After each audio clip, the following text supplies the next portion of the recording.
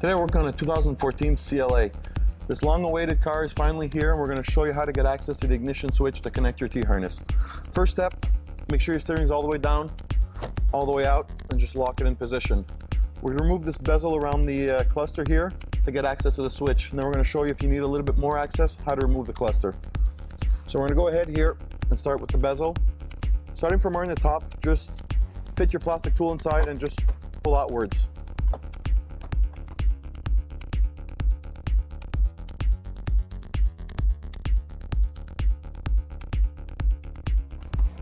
And just make your way around and it'll unclip.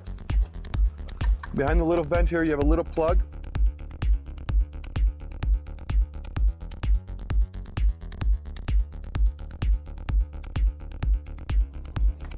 I'm going to unplug this one and pull it out.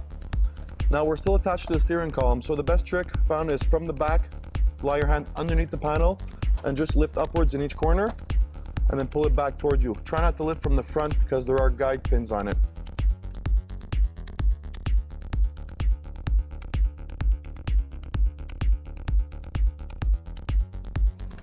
Once that's out, we're going to go ahead and remove the reset button right away, because if not, it might just fall down the dash and lose it. So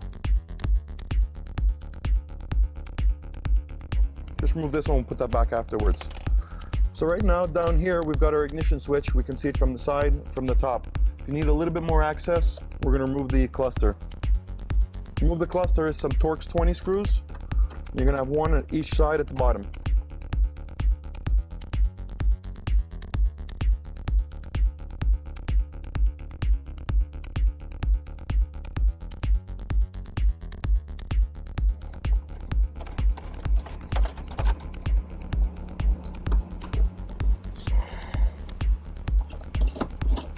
So we've got the two screws unscrewed. The screws are going to remain there because I've got holder clips to make sure the screws don't come all the way out. Now the top is attached with the clips from the back. So we're going to gently from the top pull outwards and then clip the dash.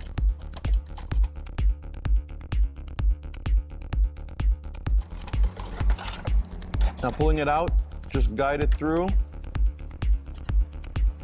And there's just one plug in the back, so just release the holding pin.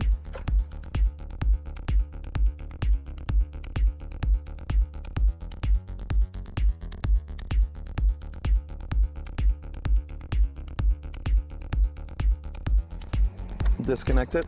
Just make sure not to perform any actions on the vehicle when you have the cluster disconnected. So once you finish your T-harness, just make sure you put the cluster back in, plugged in properly.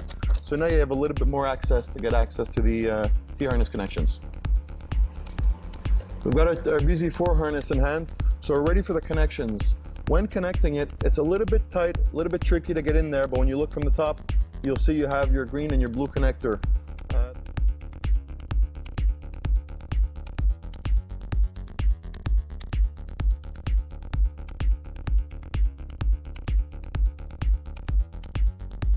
The reason why we removed the cluster on this one is to be able to just sort of fit your hands in there.